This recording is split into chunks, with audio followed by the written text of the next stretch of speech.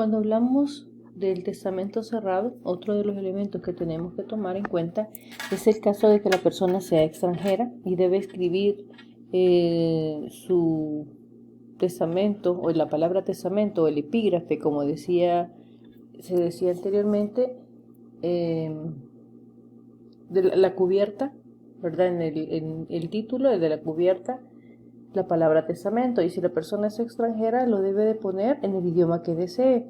Ahora, cuando se está levantando el acta notarial en donde se consigna todo lo que se está desarrollando, y si la persona es extranjera debe de relacionarse un traductor, ya de que ese traductor tiene que confirmar o corroborar que la palabra que está escrita en otro lenguaje dice testamento. Y ahí aplicamos el artículo 32 de la ley de notariado, donde nos establece que se debe de relacionar al intérprete, ¿verdad? En este caso necesitaríamos adicionar a ese intérprete y que este intérprete manifieste que la palabra que ha consignado el testador en el idioma natal significa la palabra testamento. Eso es lo que se tiene que hacer. Y sobre todo debe de expresar el nombre, apellido y domicilio y la nacionalidad. Independientemente sea salvadoreño o extranjero, se debe de consignar la nacionalidad en esa acta. Por eso dice que en caso de que sean nacionales, el notario debe de poner en la cubierta la palabra testamento frente a los testigos. Sabemos muy bien que los testigos en el testamento cerrado van a ser de 5, según el artículo 40, y de conformidad a esa misma disposición debe de proceder a legalizarse. Se debe de establecer, ¿verdad?, que la persona sea de conocida del notario y del testador, para que pueda valer ese testamento.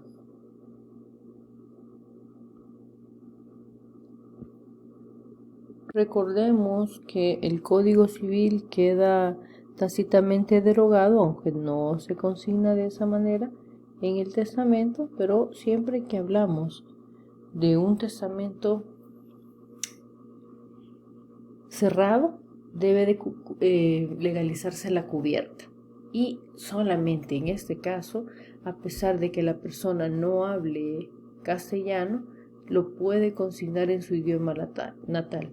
Pero como se ha manifestado, se surge la imperiosa necesidad primero de un traductor, ¿verdad?, que dé fe que la palabra que se ha consignado dice testamento.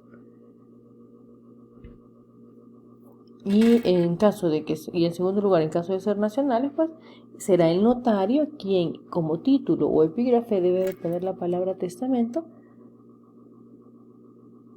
para que quede un registro de ello. Ya decíamos que aquí hay una reforma tácita por el código, por la ley de notariado, que es más reciente, el Código Civil, y que ataca o resuelve situaciones similares. Ahora bien, una vez efectuado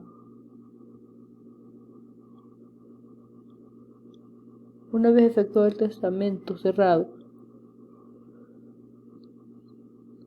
a presencia de las partes procederá a la legalización el notario. Y se hará esa legalización en cada una de las cubiertas. Generalmente es un sobre de manila un poco grande para poder consignar todo el texto que se requiere. Por eso dice que la legalización se hará con el epígrafe que dice testamento y a continuación los detalles de identificación de la persona, del inmueble, qué es lo que pretendo hacer, ¿verdad? Entonces, luego continuamos con la legalización. Se hará en cada una de las cubiertas, como decíamos, porque vamos a realizar 2 cubiertas. En apariencia, esas cubiertas deben de ser exactamente iguales. Sin embargo, el mismo testador, ya sea de manera consciente o inconsciente, se está resguardando de la cubierta. ¿Por qué? Porque se sacan dos cubiertas con la finalidad de que una la tenga la sección de notariado, más adelante se va a detallar, y se aperturará o se solicitará en la medida de que el original se deteriore, se dañe o tenga algún percance. Cuando se habla de la legalización, pues bien se dice ahí que se debe consignar el día, hora, lugar, mes y año del otorgamiento. Es decir, se levanta un acta notarial en donde se dice en el lugar que se está realizando, ¿verdad? Si es San Salvador, en San Salvador, a las 10 horas del día tal,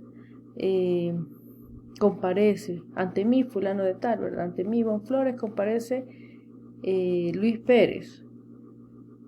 Y empiezo a hablar de sus generales y decir de generales de tantos años de edad, de profesión, oficio, domicilio, quien realiza el presente testamento, a presencia de los 5 testigos y los relaciono. Acuérdense que tengo que poner siempre que esta persona, que el testador, es del domicilio salvadoreño, o es de nacionalidad salvadoreña, perdón. Entonces, se identifica el notario, se debe de establecer las generales y se debe de consignar cómo se lee la firma de cada uno de los que va a comparecer. Y eso es por practicidad, porque el día de mañana cuando se aperture el testamento puede ser que no todos estén o que no todos se puedan localizar. En caso de no poder hacerse la notificación o localización, entonces ya veremos más adelante que un familiar va a poder dar fe de que esa sea la firma, y obviamente se vuelve mucho más fácil si se sabe cómo se lee. Si el notario no conoce, procederá a identificar al testador expresándole sus generales. Luego, el notario expresará que el testador está en su sano juicio, un punto, ¿verdad?, de conformidad al artículo 1011, y se hace constar que el testador expresó de viva voz. Eso se debe consignar y se debe poner que a mi presencia y a presencia de los testigos el testador manifestó de viva voz o en claras voces que esa es la voluntad, que esa es la manifestación de su última voluntad, ¿verdad? Y que en el sobre se encuentra su testamento o cómo va a distribuir sus bienes y que lo va a guardar, o sea, y que lo guardó a presencia del notario y de los testigos, o principalmente sobre que lo guardó a presencia de los testigos en un sobre, y hay que decir las características del sobre, como bien ya lo habíamos dicho, cómo se va a cerrar ese sobre. Si hubiera sello u otro signo de seguridad se debe consignar, es decir, que se sella en el cual al sellarlo, ¿verdad?, o al cerrarlo, se pone un sello de forma tal que contiene tales características en tales puntos, ¿verdad? Porque eso es lo que va a determinar la hora de la apertura. Eso es lo que se debe de ver. Y finalmente, decíamos que finalmente, ¿verdad?, se debe de cerrar el acta. Como se decía, se debe de establecer que por lo menos 3 testigos conocen al notario, pero un requisito importante es que todos 3 testigos conocen al testador, pero todos los testigos deben de conocer al notario. Mencionábamos en el caso de la persona extranjera, sí utiliza, porque puede ser que lo quiera hacer o no lo quiera hacer, alguna palabra en su idioma natal, lo puede hacer, y obviamente se debe dejar consignado. Y como decíamos, finalmente esa protocolización es la que se va a presentar un testimonio a la sección del notariado con posterioridad. Ahora, esa protocolización ya es que el notario está guardando esa acta notarial que se levantó en las cubiertas, porque las originales deben de quedar en las cubiertas. ¿Con qué finaliza? Obviamente va a finalizar con la firma de todos los comparecientes y finalmente la del notario. El notario es el último que firma y sobre esa acta notarial va a poner el sello del notario. decíamos que luego se protocoliza. Cuando hablábamos del notario, el notario está, dijimos que es el representante del Estado, ¿verdad? Y que tiene asignados libros de protocolo, los cuales tienen un año de vigencia. Entonces, el notario, uno de los procesos o uno de las funciones que tiene es poder protocolizar esa acta como escritura matriz, y luego se otorga un testimonio que será presentada, decíamos, a la sección de notariado para un registro. Con eso ya se va a tener controlado que la persona sí efectúa un testamento. Inician, por ejemplo, las diligencias de aceptación de herencia y las inician de manera intestada. El informe que emite la Corte Suprema de Justicia determinará que hubo un testamento. Entonces, ¿qué es lo que tendrán que hacer en un momento? Buscar ese testamento para hacerlo valer.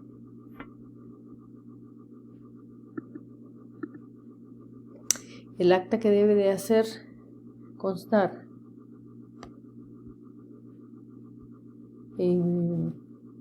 debe de consignarse también quién se va a quedar con estas cubiertas. Ya dijimos que una fuerza se presenta a la sección de notariado y la otra debe de decir a quién se le va a entregar. Y eso lo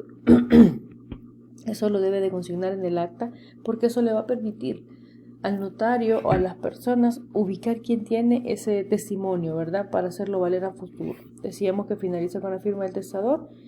Si firmó la cubierta, los notarios, los testigos y el notario. Si no puede firmar, y en ese caso si es permitido, si el testador no puede firmar, lo hará a su ruego uno de los testigos, de conformidad al artículo 32 ordinal 12.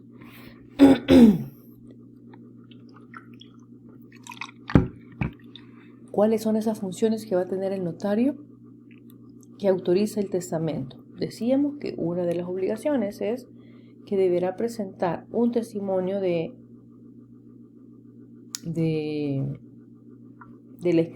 testamento, o del testamento cerrado, del acta del testamento cerrado a la sección de notariado. ¿Por qué ellos llevan ese registro? Porque cuando se siguen las diligencias de aceptación de herencia, el juez tiene la obligación de informar que se están tramitando diligencias y a la vez de solicitar informe. Y se solicita informe sobre si el testador ha dejado testamento. Por eso es la importancia de que se debe presentar dentro de los 5 días, y si no, se establece una multa regulada en la ley del arancel. Que sabiendo muy bien la ley del arancel, pues no está acorde a nuestra realidad, y muchas veces por eso los profesionales que se requieren no quieren hacer uso de ese servicio, porque consideran que hay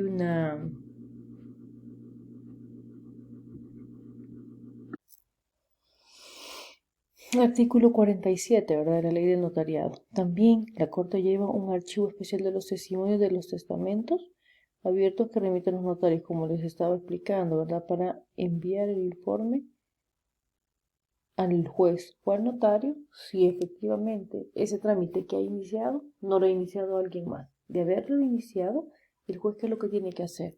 Pedir informe a quien lo haya iniciado, y dependiendo de si lo ha terminado o no lo ha terminado, lo remitirá.